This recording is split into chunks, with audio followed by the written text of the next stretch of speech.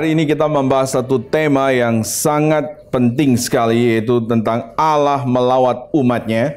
Dari Lukas pasal yang pertama ayat yang ke-67. Saya akan bacakan untuk kita sekalian. Lukas pasal 1 ayat yang ke-67 sampai dengan yang ke-80 ya. Saya akan baca untuk kita. Dan Zakaria ayahnya penuh dengan Roh Kudus, lalu bernubuat katanya, "Terpujilah Allah Israel, sebab ia melawat umatnya dan membawa kelepasan baginya.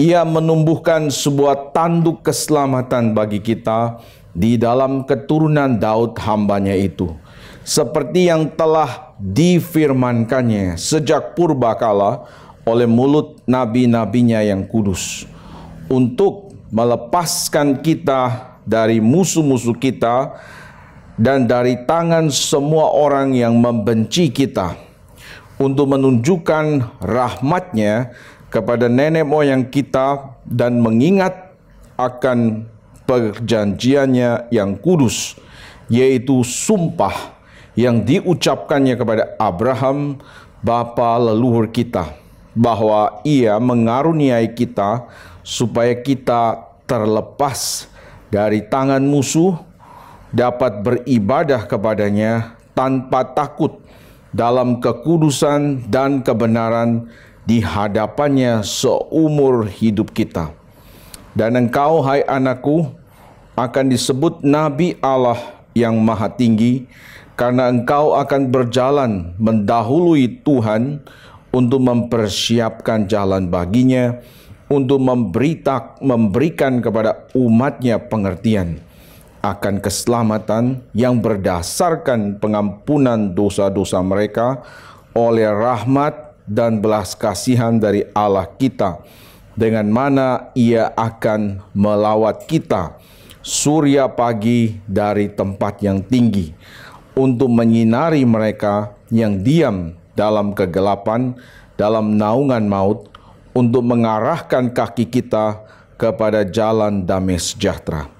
Adapun anak itu bertambah besar dan makin kuat rohnya, dan ia tinggal di padang gurun sampai kepada hari ia menampakkan diri kepada Israel.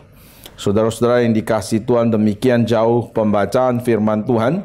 Berbahagialah setiap kita yang bukan saja mendengarnya, tapi memelihara dalam hidup kita. Bapak, Ibu, saudara-saudara, tadi ayat yang kita baca adalah pujian dari Zakaria. Zakaria ini adalah ayah dari Yohanes Pembaptis, seorang imam yang saleh, yang takut Tuhan. Demikian juga dengan istrinya Elizabeth. Tetapi walaupun mereka hidup sungguh-sungguh dan melayani Tuhan, tapi mereka tidak mendapatkan berkat dalam tanda petik, yaitu berkat memiliki anak. Jadi dua orang ini melayani Tuhan, tapi tidak mendapatkan anak. Mandul Elizabethnya. Dan sampai pada satu hari lalu malaikat Tuhan menampakkan diri dan menyampaikan firman Tuhan. Saudara bayangkan, setelah 400 tahun tidak ada firman Tuhan, tiba-tiba pada saat Zakaria sedang melayani Tuhan, lalu mendapatkan berita bahwa Elizabeth akan mengandung. Seorang yang sudah lama berdoa, udah lupa mungkin akan pokok doanya apa, dan dia mungkin sudah tidak lagi mengharapkan Tuhan memberikan anak. Toh sudah tua, istrinya sudah mati haid, tidak mungkin lagi, dan dia tidak punya kekuatan untuk bisa memperanakan lagi. Sudah dalam keadaan hopeless seperti itu, lalu malaikat Tuhan datang dan beritahukan akan mengandung. Dan karena dia waktu itu melihat situasinya, melihat kemampuannya, akhirnya saudara-saudara dia tidak percaya, ya, tidak percaya, lalu akhirnya dapat hukuman dari Tuhan, tidak bisa bicara. Sampai kapan, saudara? Sampai Yohanes Pembaptis dilahirkan, baru dia bisa bicara, saudara-saudara ya. Jadi orang kalau tidak percaya kepada firman Tuhan, orang seperti itu sulit ya untuk membagikan firman Tuhan, dan sulit untuk mengalami lebih dalam lagi. Kalau saudara mau mengalami kuasa firman Tuhan, saudara harus menerimanya. Dan bukan cuma menerima, mempercayainya. Lalu membiarkan firman Tuhan itu mengubah hidup kita.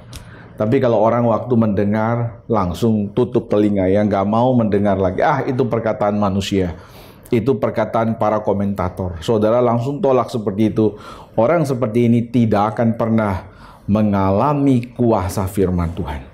Dan orang kalau sudah tidak disentuh oleh firman, tidak percaya kepada firman Tuhan, akhirnya mulutnya pun tidak bisa berbicara. Saudara bersyukur ya, si Zakaria ini akhirnya setelah Yohanes Pembaptis dilahirkan, lalu dia mulutnya terbuka kembali. Dan di dalam waktu itu cukup lama ya. Kalau dibilang 9 bulan 10 hari gak bisa ngomong, saudara ya. 9 bulan 10 hari tidak bisa ngomong. Kita lihat pada waktu lidahnya terlepas. Mari kita lihat ayat yang ke-64. Dan seketika itu juga terbukalah mulutnya dan terlepaslah lidahnya. Lalu ia berkata-kata dan memuji Allah. Setelah 9 bulan 20 hari tidak diizinkan Tuhan untuk berbicara, saudara ya, diam selama itu. Lalu pada saat saudara lihat ya, pada saat Tuhan membuka lidahnya, yang keluar pertama langsung pujian, saudara ya. Kita berharap jangan sampai kita jadi orang yang mulutnya itu tidak dipakai Tuhan ya. 9 bulan 10 hari, 9 bulan 20 hari tidak dipakai mulut kita untuk memuji Tuhan. Tuhan nggak mau pakai, saudara ya. Coba saya bayangkan kalau misalnya dia pada waktu itu sungguh-sungguh mau percaya, saudara ya. Dia bisa bersaksi, bisa menceritakan banyak hal. Banyak hal yang kita bisa kerjakan. Tetapi kita nggak bisa kerjakan hanya karena satu, kurang percaya, kurang beriman kepada Tuhan. Nah, saudara belajar dari Zakaria ya. Sudah 9 bulan terbuang percuma. Sekarang pada waktu mulutnya dibuka, tidak lagi saudara membiarkan waktu itu lewat begitu saja. Dia langsung meridim waktu itu. Begitu mulutnya terbuka, langsung puji Tuhan, saudara-saudara. Dikatakan dia langsung berkata-kata tentang Tuhan yang baik dan memuji dia. Di dalam bahasa Yunaninya itu, memuji Tuhan itu adalah eulogeo.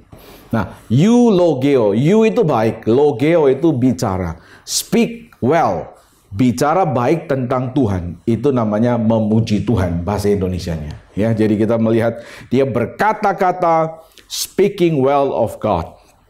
Bicara hal yang baik tentang Tuhan, dia memuji Tuhan. Pada waktu lidahnya dilepas, langsung memuji Tuhan. Pada waktu Tuhan melawat kita, lidah kita boleh terlepas memuji Tuhan. Dan pada waktu terlepas, Alkitab katakan pada saat itu dia penuh dengan Roh Kudus. Dia penuh dengan Roh Kudus. Dia tidak berbahasa lidah, saudara ya. Dia tidak melakukan mujizat. Dia tidak mengucapkan kata-kata yang baru karangannya sendiri, tetapi yang diucapkan adalah pujian, dan pujian itu berdasarkan kepada firman Tuhan. Di dalam, kalau saudara membaca ayat-ayat yang tadi kita lihat, saudara, itu semua bernafaskan dari perjanjian lama, berdasarkan pengertiannya akan kitab suci. Saudara-saudara ingat ya, orang kalau selalu membaca, menghafal, merenungkan firman Tuhan, menyimak baik-baik, disimpan baik-baik, pada waktu Roh Kudus memenuhi kita, maka kalimat-kalimat itu yang keluar. Orang kalau suka baca Alkitab, suka renungkan firman Tuhan, itu bisa keluar di dalam doanya, di dalam nasihatnya, di dalam pujiannya, di dalam segala hal, juga dalam hidupnya. Saudara, firman Tuhan ada di dalam diri kita.